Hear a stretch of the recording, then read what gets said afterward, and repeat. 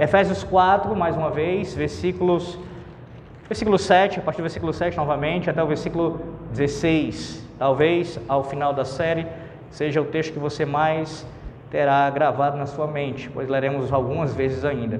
Efésios 4, do versículo 7 ao versículo 16.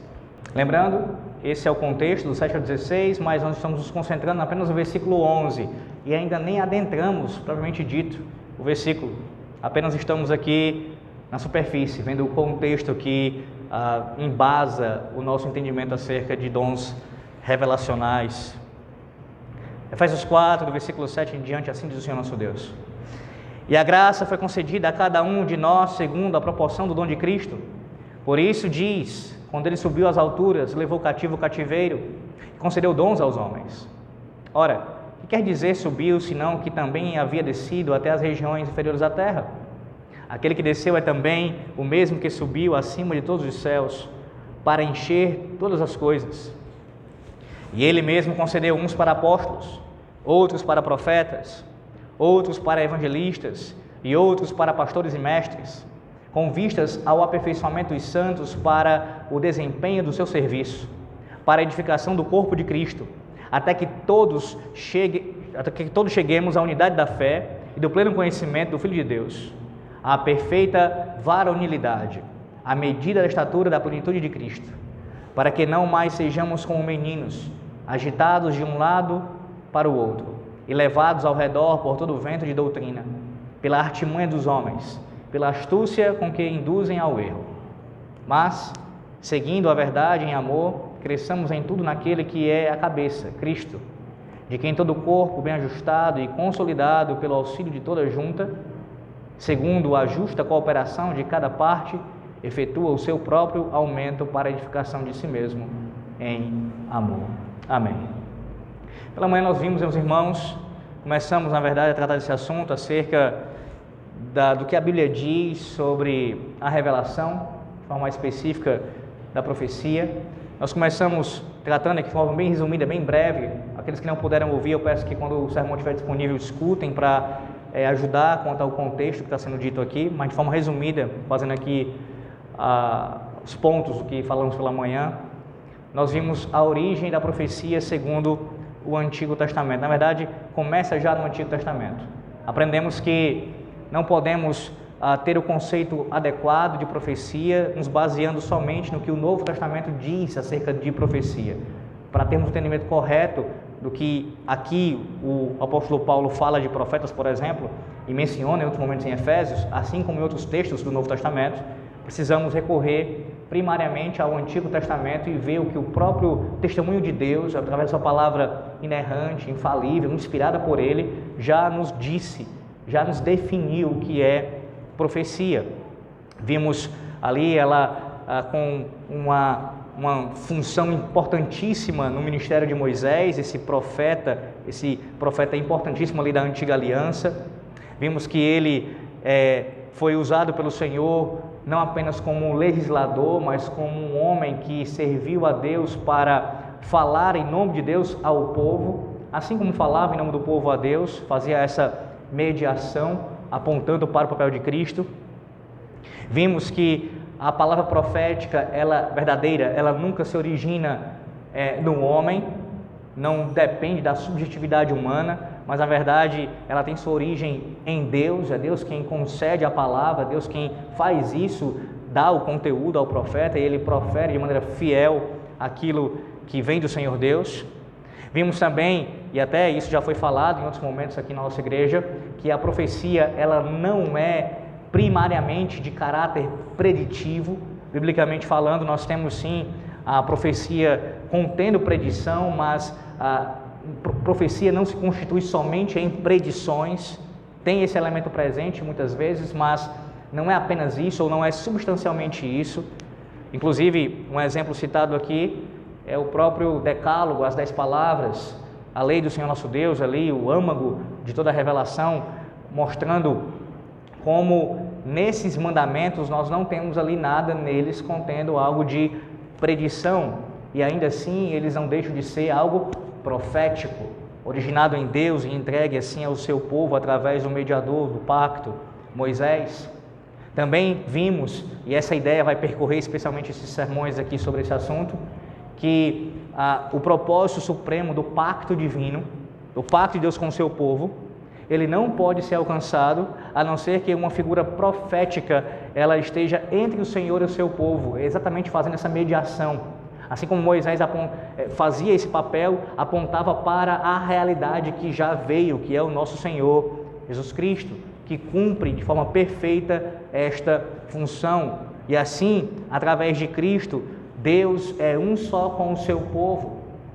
O que nós temos ouvido aqui nas exposições de Efésios, estamos assentados com Cristo nos lugares celestiais, com o nosso Deus, unidos em Cristo de maneira inseparável. Sim, nós somos um só nesse sentido com o nosso Deus, através do mediador, através do grande profeta, cumprindo assim o supremo propósito do pacto. E nós passamos por algumas passagens bíblicas, foi um pouco redundante, nós vimos algumas passagens bíblicas do Antigo Testamento que definem para nós o que é profecia. Nós vimos Êxodo capítulo 7, versículos 1 e 2, ali a mediação sendo tratada e mostrada que de modo nenhum ela reduz a autoridade da palavra profética. Vimos isso no exemplo entre Moisés e Arão. Moisés como representante de Deus, falando como se fosse Deus, Arão como seu profeta e Faraó sendo o recipiente, aquele que vai ouvir a palavra do profeta. E mesmo essa palavra que sai de Deus, passa por Moisés, chega em Arão, ela não chega com menos autoridade, uma vez que ele é o profeta com este conteúdo inspirado, entregando assim fielmente o que Deus mesmo disse. Também vimos que uma outra característica da profecia, lá em Êxodo 4, versículos 15 e 16, é a expressão boca a boca, Deus falando com o seu profeta e comunicando assim a sua mensagem e preservando essa mensagem para que o veículo dela transmitisse de maneira fiel também. Vimos, e esse ponto também é importantíssimo, em Números capítulo 12, versículos 6 e 7, ali Deus tomando a iniciativa de se fazer conhecido e com dois marcadores importantíssimos sobre a profecia no Antigo Testamento, que são os marcadores com esses termos, visão e sonho. Não é à toa que livros proféticos como Isaías, como Amós e outros começam exatamente com essa expressão, com a visão do profeta. Isso aparece já em Números 12, 6 e 7.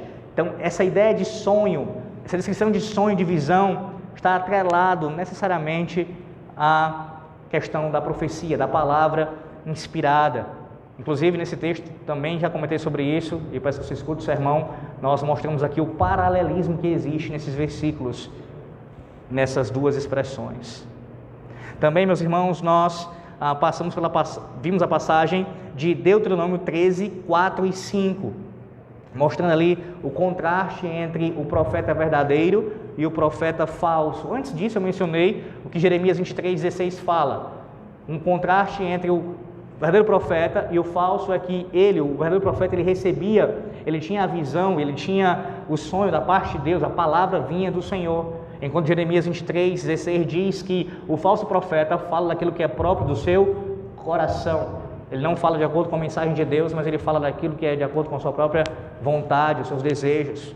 E Deuteronômio 13 delineia isso aí de uma forma ainda mais específica, mostrando esse contraste entre o verdadeiro profeta e o falso profeta. Também frisei para os irmãos que o falso profeta, ele pode sim acertar em algum grau, em algum nível, a sua predição. O Senhor Deus alerta quanto a isso, ele diz que ainda que ele profira que tal sinal ocorrerá e isto aconteça, não sigas tal profeta, se ele apresentar uma falsa doutrina, não faça isso. Ou seja, o simples fato de ele acertar algo, ele dizer algo e isso acontecer, não o torna já um profeta legítimo. É bem verdade que um critério de avaliação para saber se um profeta era verdadeiro ou não, era saber se o que dizia aconteceria. Mas veja que o texto do capítulo 13 de Deuteronômio nos alerta para este fato, de que ainda poderia acontecer algum tipo de acerto por parte de alguns falsos profetas, e isso não seria suficiente para caracterizá-lo como alguém que vinha de Deus. Uma outra passagem também que nós analisamos de forma breve foi o capítulo 18 de Deuteronômio, mostrando que toda e qualquer forma de profecia não bíblica, ela precisa ser categoricamente condenada. Toda falsa profecia tem que ser condenada. Nós não podemos dar espaço para falsos profetas. Não pode haver um amenizar disso, de forma alguma. E nesse texto também do capítulo 18, vimos ali, mais uma vez, uma passagem bíblica que aponta para a realidade de Cristo. Cristo sendo o profeta maior do que Moisés, que viria e assim cumpriria o pacto do Senhor. Nós paramos exatamente por agora. Vimos o capítulo 2 de Joel, versículo 28, e o cumprimento dessa profecia em Atos 2. Vimos que o que Pedro faz em Atos 2 é afirmar que aquele evento que tinha acabado de acontecer no dia de Pentecostes era o cumprimento da profecia de Joel. E aprendemos aqui também que isso não pode mais se repetir. Isso claramente é um evento único, faz parte de um evento único da história da redenção. O que nós temos em nossos dias, desde aquele período, são os desdobramentos deste evento. Assim como nós temos os desdobramentos da encarnação. A encarnação não se repete mais, aconteceu uma única vez na história. Cristo encarnou. Todavia, nós temos as consequências deste evento da redenção. Semelhantemente, foi o que aconteceu com relação ao dia de Pentecostes. Pedro, é claro, a profecia de Joel se cumpriu. E é interessante se observar que a profecia de Joel, quando menciona sonho e visão, correlaciona isso, o próprio texto de Joel 2,28, na sua parte A e parte B, mostra ali que sonho e visão estão ligados intrinsecamente à profecia, a profetizar. E Pedro declara que isso estava se cumprindo naquele dia, mostrando assim que nos últimos dias isso já se cumpriu. Lembre-se que os últimos dias começaram desde a vinda do Senhor Jesus Cristo. Estamos nos últimos dias. E uma vez que a profecia se cumpriu ali, a profecia de Joel se cumpriu ali em Atos 2, de fato, nos últimos dias, homens, no caso velhos e jovens são mencionados, sonharam e tiveram visões. Em outras palavras, não é necessário, o argumento ele não se sustenta apenas afirmar o seguinte: isso tem que acontecer nos últimos dias. Veja, mas eles estavam nos últimos dias. E uma vez que a profecia se cumpriu ali e isso ocorreu ali, não quer dizer que necessariamente iria continuar acontecendo durante todo o período dos últimos dias. Aconteceu nos últimos dias já. E vimos ainda o profeta Ágabo, seu exemplo. Infelizmente, alguns olham para o texto de Atos que fala do profeta Ágabo, e em capítulo 11, por exemplo, versículos 27 a 30, e acham que o que Ágabo fez foi menos do que uma profecia. Foi algum tipo de palavra ali vinda do Senhor, mas ainda não tinha a mesma natureza, a mesma essência, o mesmo caráter da profecia do Antigo Testamento. Eles veem, alguns intérpretes olham para Ágabo e veem um profeta inferior nesse sentido aos profetas do Antigo Testamento, como se a profecia de Ágabo ela não fosse tão exata, tão assim, não fosse perfeita. E qual é a tentativa aqui? Ora, ela é bem clara. A tentativa de querer manter o dom de profecia presente em nossos dias, na igreja agora, tentando assim fazer um tipo de diferenciação entre a profecia do Antigo Testamento, assim diz o Senhor, para uma profecia do Novo Testamento sendo algo mais semelhante, como assim diz o Senhor, e aqui vai o meu comentário: eu acho. Assim diz o Senhor, eu acho. Bem, o que faltou pela manhã, a gente continua agora. Vá para 2 de Pedro. 2 de Pedro, capítulo 1, versículos 20 e 21. O que nós estamos vendo agora é continuando a ver o testemunho bíblico da profecia, do que é profecia, só que agora de forma mais específica, vendo o testemunho de dois apóstolos. Pedro, primeiramente. Segundo de Pedro,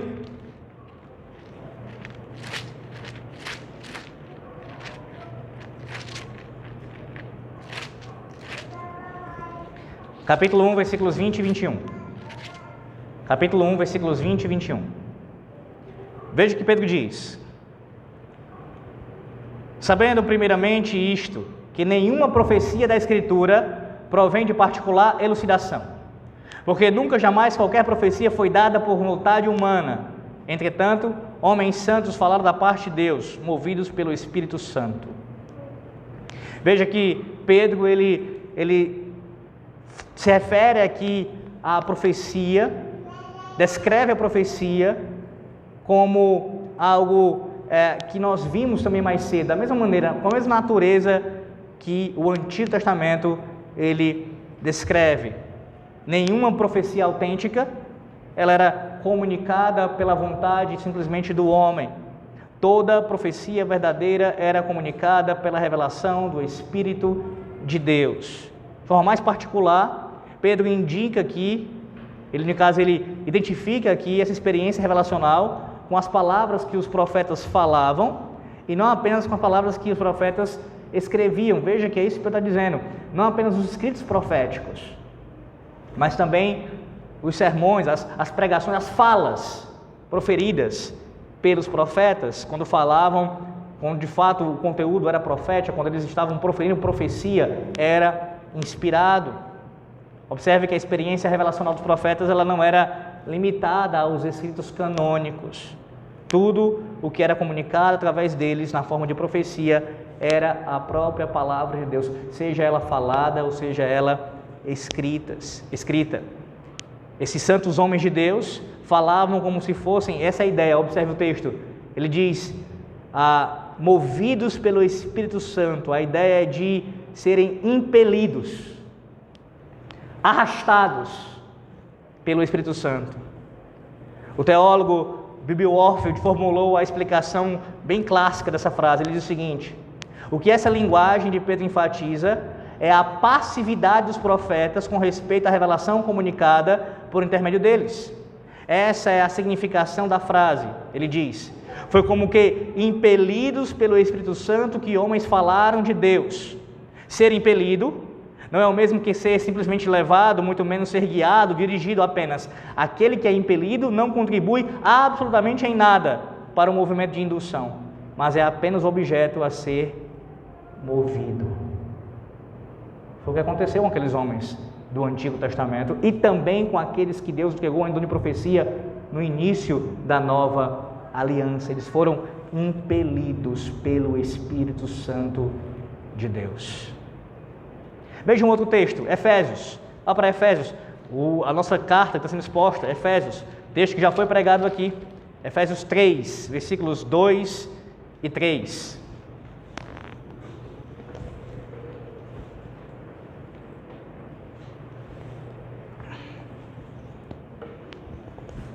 Efésios 3, 2 e 3.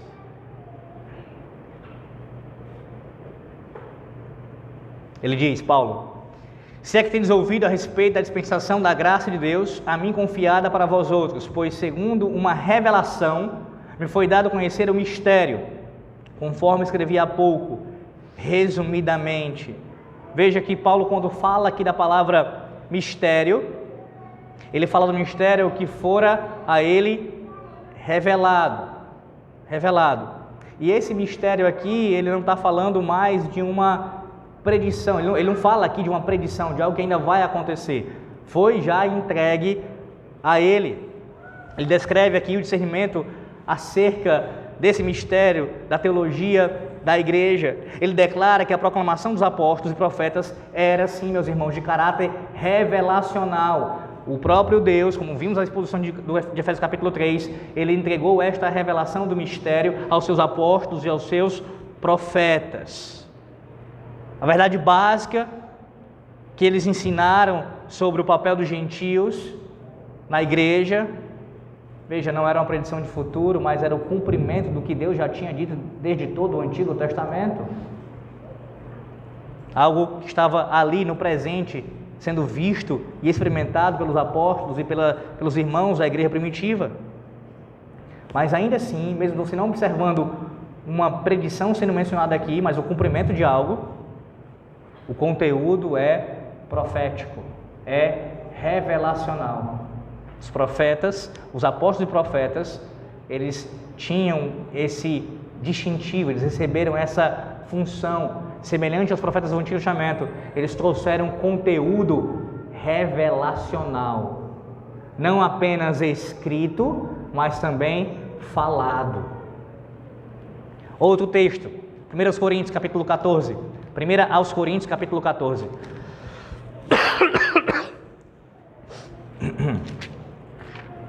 1 Coríntios 14, versículos 29 a 33.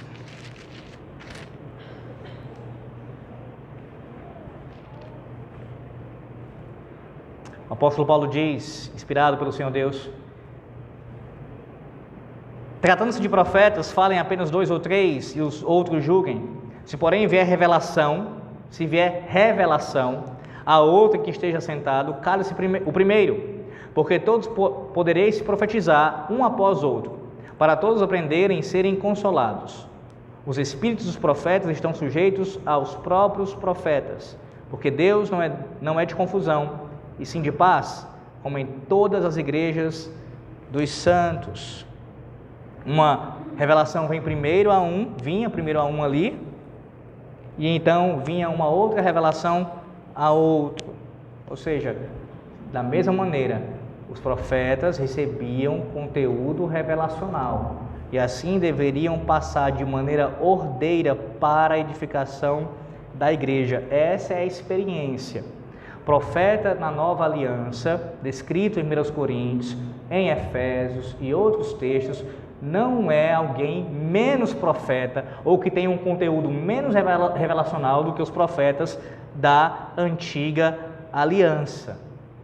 Essa ideia, que é defendida, por exemplo, pelo teólogo Wayne Grudem e outros, de que o dom de profecia do Novo Testamento é algo, em algum grau, inferior à profecia, assim diz o Senhor, da Antiga Aliança, não encontra respaldo bíblico, meus irmãos, como nós devemos a descrição do próprio Novo Testamento da profecia.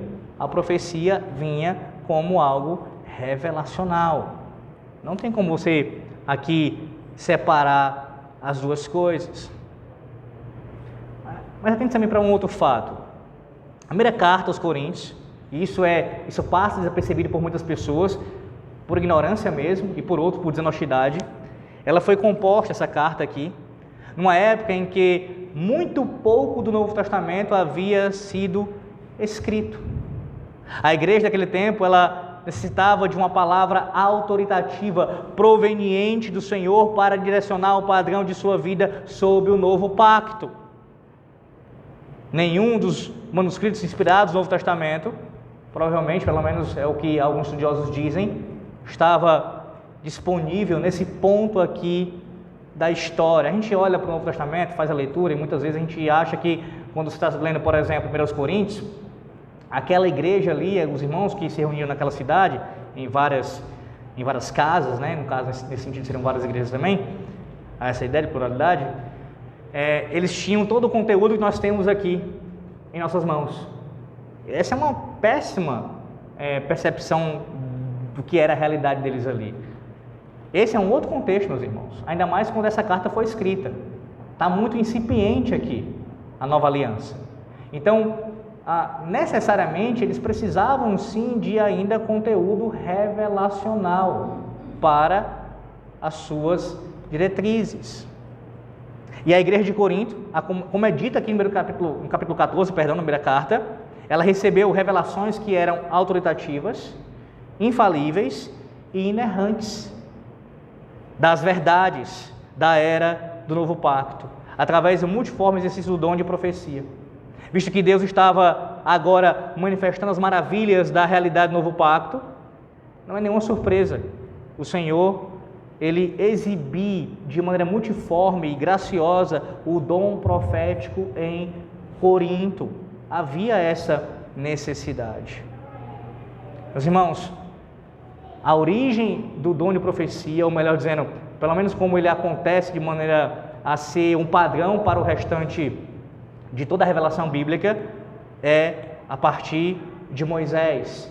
E esse fluxo vai sendo contínuo à medida que Deus vai se revelando ao longo da história, através de outros profetas que ele levantou também para assim exercer a sua vontade, proferir a sua vontade para o seu povo.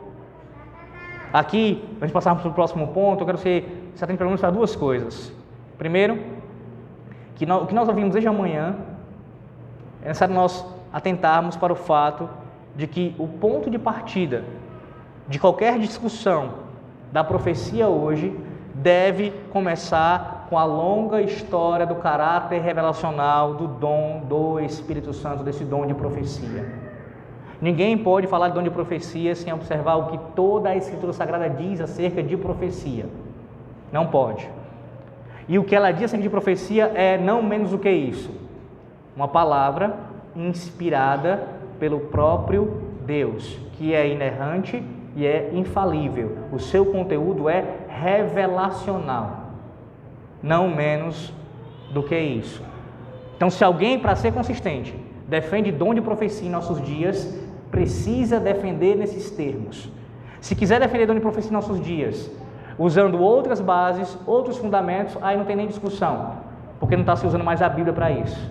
Porque o que a gente escuta normalmente, né, de quem defende esses dons, é a base por meio das experiências. Fulano fez isso, outro fulano fez aquilo. Vamos para o que a Bíblia diz. O que a palavra de Deus fala com relação ao dom de profecia? Eu quero ver se você é consistente em afirmar isso. A Bíblia fala que o dom de profecia é uma palavra vinda do Senhor, originada do Senhor, inspirada pelo Senhor, infalível e inerrante. Você está disposto a afirmar isso? Que esse dom que você diz ter, ou que outras pessoas têm ou tiveram após a era do Novo Testamento, após a era apostólica, tem esse mesmo caráter, essa mesma natureza? Está disposto a ir até aí com o seu argumento? Porque se estiver aí, a gente entra em outras discussões sobre isso. Mas se não tiver, então o que está sendo defendido não é nem algo que pode ser visto no Novo Testamento, nem no lugar da Bíblia. Pois não há amparo para defender profecia com uma outra definição do seu conceito. Em segundo lugar, é preciso nós termos em mente aqui a advertência da palavra de Deus concernente aos perigos da falsa profecia. Uma vez que nós cremos, nós reformados cremos, que a revelação completou-se com a perfeição das Escrituras Sagradas do Novo Testamento, então a profecia, como o principal dom revelacional, cessou. É bem verdade que o pregador moderno, o pregador atual, contemporâneo, ele pode exercer, num certo sentido, um ministério que seja profético. Da mesma forma que ele pode exercer um ministério apostólico. Em que sentido? Ora, uma vez que ele pregue fielmente a palavra de Deus, a profecia bíblica está sendo exarada diante da congregação, e assim o povo está sendo edificado, a sua fé consolada, a sua vida sendo reanimada pela própria profecia bíblica. Então, nesse sentido, em algum grau, podemos falar que ele está exercendo um ministério profético, Deus falando, iluminando as verdades bíblicas através daquele pregador para o povo ouvir. Apostólico também pode ser entendido no sentido de estar fundamentado sobre as bases do ensino apostólico. Mas jamais um pregador atual, desde o tempo dos apóstolos, poderá se considerar como um apóstolo ou um profeta nos mesmos termos que aqueles homens foram. Como vimos em Efésios 2:20, eles compõem esses ofícios o fundamento da igreja. A não ser que você esteja disposto também a afirmar que o fundamento ainda não foi posto ou ainda está sendo colocado, inverter as coisas. Sim, eu profiro isso de maneira categórica aqui, e ainda o farei ao longo das demais partes que veremos hoje e no próximo domingo, se Deus quiser. Afirmar que a profecia ela continua em nossos dias precisa ser nos termos que eu disse. Se não defender nos termos que eu afirmei aqui, que eu mostrei biblicamente até agora, e ainda veremos mais, então precisamos dizer que o que se manifesta em nossos dias, na verdade, é uma falsa, uma reprodução falsa da verdadeira profecia, mostrando assim o seu caráter falsificado. E sendo falsificado, precisa ser imediatamente rejeitado pelo povo de Deus. Imediatamente rejeitado pelo povo de Deus. As questões suscitadas pelo tema da profecia, meus irmãos, elas não são de pouca importância. São críticas à saúde, ao bem-estar e à própria ordem da Igreja de Cristo hoje. Não é isso que nós vemos? Tanta confusão. Poucos, se é que alguém superou, foi mais divisivo na história do cristianismo do que o movimento pentecostal. Quantas divisões o pentecostalismo causou? Onde o pentecostalismo entra, a divisão está garantida. Ela vai acontecer. Não estou afirmando com isso que não há pessoas crentes no meio pentecostal. Não me tome de maneira equivocada quanto a essa minha fala. Não faça isso. Estou dizendo que o movimento pentecostal, que é em nossos dias o mais famoso por defender a continuidade dos revelacionais, uma das suas marcas é exatamente a divisão. A divisão. E muitas dessas divisões são causadas por supostas profecias que foram vindas de Deus, segundo eles, para agir em conformidade com a vontade do Senhor e assim, por exemplo, racharam uma igreja, fundaram um novo ministério, uma nova denominação. Onde eles entraram, eles causaram danos. Onde eles entraram. E veja como é interessante isso. Como uma espécie de parasita, e não somente o pentecostalismo, eu digo isso, mas todo aquele que defende continuidades não revelacionais, como um parasita, eles conseguem transitar nos mais diversos lugares. Tem continuistas e pentecostalistas em igrejas reformadas, tem em igrejas evangelicais, tem em igrejas que são mais tradicionais, tem no romanismo, tem absurdas ditas experiências no meio também do islamismo, e assim por diante. Observe como essas coisas, essas supostas profecias, falar em línguas e por aí vai, se vê em todo tipo de lugar, como um parasita mesmo. Como um parasita, onde tiver espaço ele entra e ali faz morada. E causa danos e mais danos. Também não entenda errado a minha fala, para você não me acusar de falacioso, como eu ontem ensinei aqui aos irmãos que estiveram presentes no estudo. Eu citei uma falácia, chamada falácia por associação. A gente tem que ter cuidado com isso. Eu não estou dizendo que o simples fato de ver aspectos ou movimentos de algo do pentecostalismo em lugares falsos, como o romanismo, por exemplo, já o torna algo ruim. Eu não estou dizendo isso. Estou dizendo que essa é uma característica que eles possuem. Para se dizer se é falso ou não, temos que olhar para a palavra de Deus. E nós temos visto isso aqui desde amanhã. Que de fato não provém do Senhor. A pergunta é, ainda com relação a isso, né? Há revelação hoje? Há revelação hoje? Você precisa primeiro responder a seguinte pergunta: qual é o fim principal da revelação? Qual tem sido o alvo do Senhor nosso Deus em revelar-se aos pecadores ao longo de todas as eras? Qual é o fim do Senhor? Por acaso o alvo do Senhor consiste em que o homem tenha sempre sonhos a respeito dele, do Senhor Deus?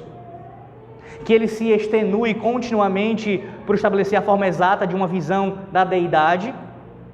Ou que ele fique perplexo por toda a eternidade, tentando encaixar como num quebra-cabeça todo coerente as muitas partículas das informações sobre Deus que nos vêm do céu?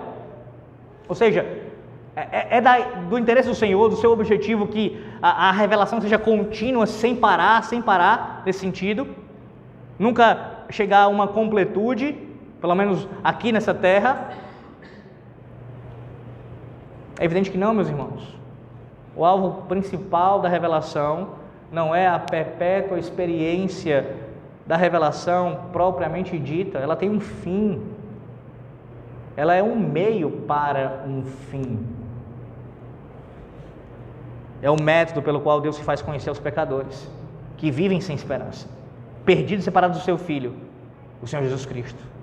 A revelação tem como seu fim levar os homens a conhecer o único e verdadeiro Deus, e é o Senhor Jesus Cristo, a quem Ele enviou. Visto por esse prisma, o fim da revelação consiste não em algo a ser lastimado. Como matéria de fato, quanto mais natural for a atitude para com o fim da revelação, melhor será, porque chegou ao seu objetivo, à sua conclusão. Quanto mais o processo de revelação for completado peça por peça, mais depressa os homens poderão chegar a conhecer pessoal e intimamente o Deus que ama os pecadores, em toda a sua plenitude, como Redentor desses homens. Só que aí você pode se perguntar, tudo bem, mas esse processo ele acabou? Nós não estamos ainda conhecendo o Senhor, crescendo nesse conhecimento do Senhor? A pergunta é, onde nós estamos agora na história dessa revelação? Onde nós estamos nesse exato momento? Nós ouvimos no início do culto, Hebreus capítulo 1, do versículo 1 ao versículo 4. Volte seus olhos ao texto, observe aí, Hebreus 1, do 1 ao 4. Ali, o escritor aos Hebreus, ele responde à pergunta de maneira muito específica, meus irmãos. O alvo da revelação já foi alcançado. Quanto à presente era, a revelação vinda de Deus já alcançou o seu clímax. O término da atividade relacional, concretizado por Deus, não deve ser lamentado, meus irmãos, por nós. Ao contrário, deve ser visto como uma caixa repleta de joias. Isso aqui é uma ilustração de um autor, que expõe à vista, inestimável tesouro existente em seu interior. Por mais decorada e bela que seja a caixa, a substância propriamente dita tem de ser encontrada na plena revelação do próprio tesouro que jaz em seu interior. Aquele que fica deslumbrado com a caixa é semelhante à criança. Os irmãos já passaram por essa fase, a maioria aqui sabem disso. A gente, quando recebe um presente, quando é criança, quando a embalagem é bem bonita, ela chama muita atenção, a gente fica brincando com a caixa. Tem fotos minhas com o meu irmão, a gente brincando com a caixa de presente, quando a gente fica bem impressionado com aquela embalagem. Meus filhos são do mesmo jeito. Aqueles que ficam assim, tão persuadidos e tão ligados aos dons revelacionais, estão brincando com a caixa, deixando de lado a joia preciosa, a revelação que já foi completada e entregue ao povo da aliança. Eu vou repetir isso. A revelação não pode ser vista como um fim em si mesma, ela aponta para uma realidade maior. E o autor aos Hebreus deixa isso muito claro, que o Senhor falou de muitas maneiras aos pais pelos profetas, mas nesses últimos dias nos falou pelo seu Filho. Em Cristo, a completude disso já aconteceu. Mas aí você pode se perguntar, em que sentido essa revelação cessou? Porque há muitos que utilizam de argumento do espantalho para atacar essa doutrina do cessacionismo. Só o que tem, espantalhos. Incrédulos, deístas, influenciados pelo liberalismo teológico, filhos de Satanás, como eu já vi e li algumas coisas nesse sentido, de loucos e perturbados como Vincent Cheung. Bem, tudo isso não passa de asneira, de baboseira.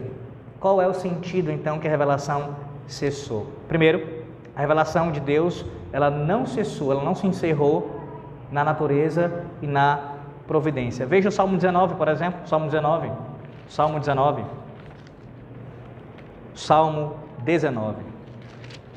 verso de número 1. Os céus proclamam a glória de Deus e o firmamento anuncia as obras das suas mãos. Vai lá para Romanos 1, agora, Romanos 1, versículo de número 18 a 20, Romanos 1, 18 a 20.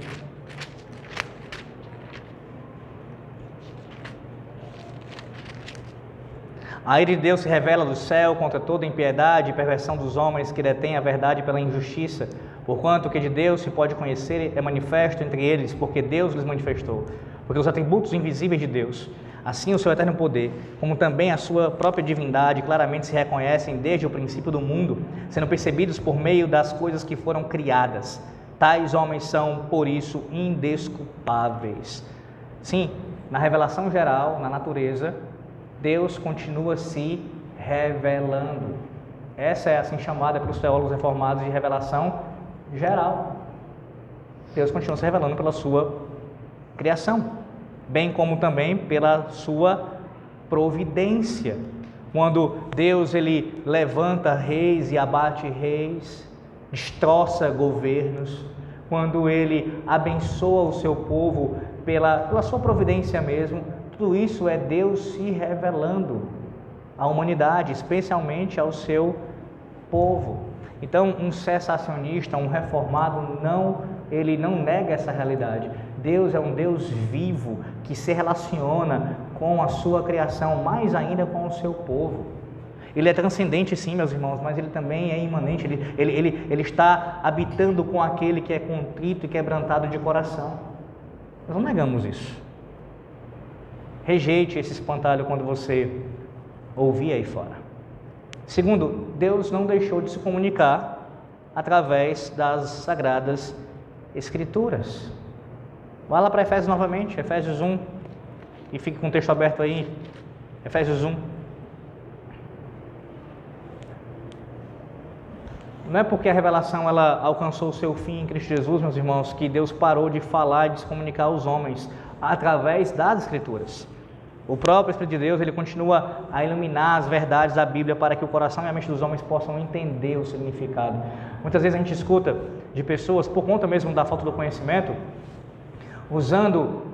ela começa a descrever, um crente começa a descrever certas experiências que ela teve ou que ela vivenciou, viu ali alguém passando próximo a ela, e ela chama isso de revelação, quando na verdade o que aconteceu foi uma iluminação. E tem diferença, irmãos. Tem diferença. Nós temos a revelação do Senhor nosso Deus aqui, inspirada, dada a nós, escrita e preservada pelo próprio Espírito de Deus, através do seu povo, da sua igreja.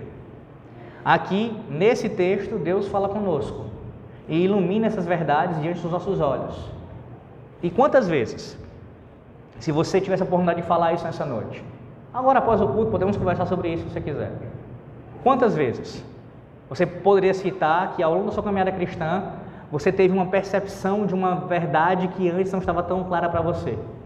E acendeu na sua mente uma luz, uma lâmpada, como se fosse uma revelação. Eu não tinha meditado para isso. Como isso pode estar diante dos meus olhos há tanto tempo? Eu não percebi isso. Iluminação da vontade do Senhor nosso Deus para nossas vidas. Que acontece seja com relação a algum texto bíblico que ficou claro, uma pregação, uma leitura, um aprofundamento de um estudo, ou então, às vezes mesmo, através da providência de Deus, o Senhor, numa circunstância, clarificou algo para nós, nos deu uma percepção renovada da realidade. E a pessoa, normalmente o pentecostal vai dizer, Deus me disse isso, Deus me disse aquilo, quando na verdade isso foi uma iluminação. Uma iluminação. De fato o Senhor falou, mas o Senhor não falou através de uma nova revelação. O Senhor não falou através de uma profecia. O Senhor falou através dos seus meios ordinários que Ele estabeleceu para esse período, a nova aliança. Então sim, nós cremos piamente que Deus faz isso.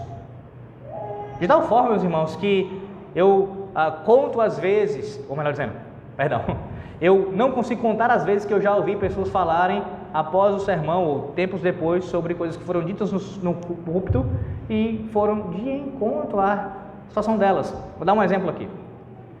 Pensar nomes, é claro. Estava pregando uma vez lá na nossa congregação, numa série em Ruth, e aí naquela semana eu estava elaborando um sermão, no texto, quebrando cabeça, orando a respeito, e eu estava pensando numa introdução para o capítulo 2. Acho que é o capítulo 2. Bem, e aí, quebrando cabeça com relação a isso, e eu não estava certo daquela introdução que eu ia utilizar. E lutei com isso até o final. Quase tirei a introdução. Eu ia usar uma outra ilustração para começar o sermão. Eu acabei deixando. Eu fiz a introdução. Os dias se passaram. Uma irmã me procurou e disse da seguinte maneira. O que a introdução falava, eu dizia acerca da expressão que a pessoa utiliza, né? Talvez você já tenha dito, você já deve ter ouvido, talvez você tenha proferido a seguinte expressão: eu me encontro no fundo do poço. Dias depois, quando essa irmã me procurou, ela disse que o Senhor Deus estava falando através do sermão, sua palavra e tudo, e ela disse que naquela semana, a semana que antecedeu o sermão pregado, ela tinha orado ao Senhor: eu me encontro no fundo do poço. Exatamente a mesma expressão que eu comecei o sermão no domingo, sem saber absolutamente nada. Revelação, profecia, como a Bíblia descreve no Antigo e Novo Testamento, a não ser que seja profecia bíblica, você quer dizer. Iluminação da palavra de Deus. E o Senhor, pela sua vontade soberana, seu Santo Espírito conduzindo e aplicando a palavra de forma precisa às necessidades de cada membro da sua aliança, de cada membro do seu corpo. Ele continua a fazer isso e faz isso exatamente agora. Veja o texto de Efésios 1, por exemplo, Paulo ora por isso. Efésios 1, versículo de número 17. Para que o Deus de nosso Senhor Jesus Cristo, o Pai da glória, vos conceda espírito de sabedoria e de revelação no pleno conhecimento dele. A palavra revelação é usada aqui, mas no contexto é nessa ideia de Deus iluminar, dar conhecimento, descobrir aqui, deixar bem clara a sua vontade exposta para os seus servos. Além disso, o terceiro aspecto que eu queria tratar nessa noite, antes de caminhar para o final, não há, e aí você está ouvindo isso de outras formas, né? Você vai ouvir agora de uma outra maneira, mas a mesma essência está sendo dito. Não há mais comunicações inspiradas e autoritativas, além daquelas encontradas na própria Bíblia. Sim, e aí entenda isso. O fim da revelação, da profecia, como eu estou ensinando aqui desde amanhã, não significa meramente que isso se aplique apenas ao acréscimo de mais algum conteúdo escrito ao cânon bíblico. Porque a gente escuta muitas vezes isso. Quando alguém fala do fim da revelação, normalmente diz assim: olha, se você defender uma nova revelação em nossos dias, uma profecia, então isso deveria ser inserido, para você ser consistente, no cânon bíblico. Só que o fim da revelação não implica somente essa questão. Não é somente o fato de que nada mais vai ser inserido no cânon bíblico. De fato, meus irmãos, por séculos, a igreja, qualquer um que faça parte da igreja que tenha uma visão ortodoxa, firme da palavra de Deus, entende que não se pode fazer nenhum tipo de acréscimo mais a esta revelação. Até mesmo irmãos pentecostais que são sensatos, que têm bom senso, eles não vão dizer que as profecias que supostamente acontecem em seu meio devem ser equiparadas ao cânon bíblico. Na verdade, eles vão dizer que não, isso não pode acontecer, não. Não pode acontecer isso. Apesar que eu já ouvi um professor dizendo o seguinte, eu já citei isso aqui. Foi perguntado a ele que se fosse achado um escrito do Novo Testamento que comprovasse a autoria paulina, por exemplo, o que a gente faz com esse escrito?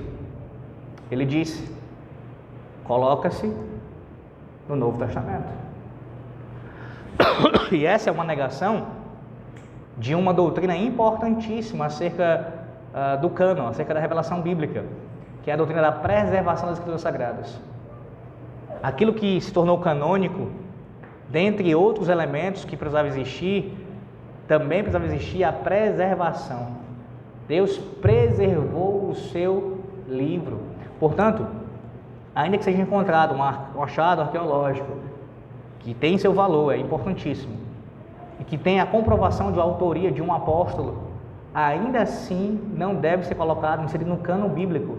Por quê? Porque não cumpre o requisito, pelo menos esse, da preservação das Escrituras. Em outras palavras, não aprove ao Senhor, vou colocando no termo positivo, aprove ao Senhor não permitir que entrasse no cânon. Durante todo esse tempo esteve de fora, e assim deverá permanecer de fora. Certo, ok, então o que significa isso daqui?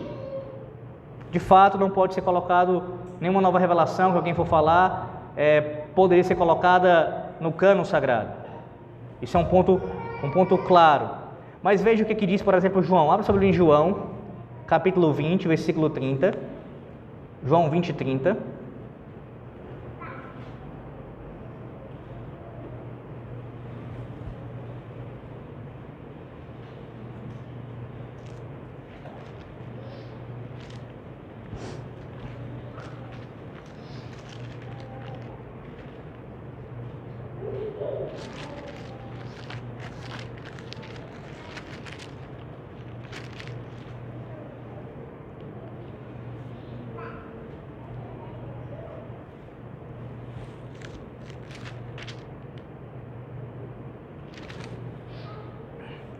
e 30 e depois o capítulo 21 e versículo 25. Primeiro 20, 30. Na verdade, fez Jesus diante dos discípulos muitos outros sinais que não estão escritos neste livro. Estes, porém, foram registrados para que creiais que Jesus é o Cristo, o Filho de Deus, e para que, crendo, tenhais vida em seu nome. Capítulo 21, versículo 25. Há, porém, ainda muitas outras coisas que Jesus fez. Se todas elas fossem relatadas uma por uma, creio eu que nem no mundo inteiro caberiam os livros que seriam escritos. Ou seja, mesmo fora do cânon bíblico, foram realizados feitos do Senhor que também possuíam um caráter revelacional e ainda assim não entraram no cânon bíblico. Não entraram no cânon bíblico. Imagine, por exemplo, quantas coisas o Senhor Deus não fez ali naquele lugar, revelando ainda mais a sua identidade como Messias, como Filho de Deus. E ainda assim isso não entrou no cânon bíblico. Porque um argumento contrário à cessação é dizer o seguinte, nessa toada: durante a revelação da antiga aliança, durante a revelação na nova aliança, o cânon estava sendo ainda completado, e vamos falar agora da nova aliança. O cânon do antigo já estava completado, o novo ainda estava sendo feito. E ainda assim, nem tudo que foi feito, nem tudo que foi realizado em termos revelacionais entrou no cânon. A ideia é dizer o seguinte: uma vez que estava acontecendo revelações, e nem todas elas necessariamente entraram no cânon, logo, você não pode afirmar que se tiver revelação em nossos dias, precisa entrar no cânon. Mas qual é o problema com esse argumento? Não com esse argumento, meus irmãos, um deles é que o cânon ainda não estava fechado. E é bem simples isso de entender. Ele não estava fechado ainda. Mas uma vez que ele foi completado, que ele foi finalizado, sim, sem sombra de dúvida, ou se acrescenta ao cânon, ou, para ser consistente, trata-se com o mesmo peso e valor do cânon. Porque é revelação tanto quanto a palavra escrita. Mesmo peso. Pode não acrescentar, pode não colocar um livro a mais, mas quando ouvir e acreditar naquela profecia proferida, tem que tratar como palavra de Deus, tal qual a Bíblia o é. Sim, a afirmação aqui da revelação especial que alcançou o seu propósito, ela mostra que isso ocorre ao passo que, ao mesmo tempo, os dons revelacionais eles cessam. Meus irmãos, não significa simplesmente que o cânon, em termos de uma coleção de escritos inspirados, se tenha encerrado. Não significa simplesmente que nem sequer um livro, um capítulo, um versículo, uma palavra a mais seria acrescentada à Bíblia. Significa que, escute bem isso, todas as diferentes formas pelas quais Deus infalivelmente comunicara a sua vontade ao seu povo cessou, pois todas as suas autorrevelações anteriores eram canônicas, no sentido de que eram comunicações divinas, autoritativas e infalíveis, inspiradas. Esse é o sentido. Esse é o sentido. Toda comunicação divina, revelacional, fora a Bíblia, ela cessou. O fim da revelação significa que todos os sinais e maravilhas revelacionais cessaram até que este século seja encerrado. Não nos é possível saber tudo acerca de Cristo como gostaríamos, é bem verdade. Mas temos a Escritura Sagrada, o registro de tudo quanto carecemos, para a vida e para a piedade. Vá para 2 Timóteo, veja aí 2 Timóteo 3, 16 e 17, como Paulo escreve a Timóteo, mostra isso tão claramente para nós. 2 Timóteo 3, 16 e 17. Nós temos tudo na palavra de Deus, suficiente para vivermos de acordo com a sua vontade. 2 Timóteo 3, 16 e 17. Toda a Escritura é inspirada por Deus e útil para o ensino, para a repreensão, para a correção, para a educação na justiça, a fim de que o homem de Deus seja perfeito e perfeitamente habilitado para toda boa obra. Lembre-se que 2 Timóteo é o último dos escritos paulinos, bem diferente de 1 Coríntios. Ela já está em outro contexto aqui sendo escrita, em termos de época. Eu vou adiantar um pouquinho de algo que eu vou falar ainda mais na frente, em outro momento, mas eu vou adiantar isso. Até porque estamos falando sobre essa questão em Efésios 4, né? Mais um argumento, tem tantos irmãos, tantos argumentos. Mais um argumento para a cessação de dom de apóstolo e dom de ofício de profeta. Mais um argumento.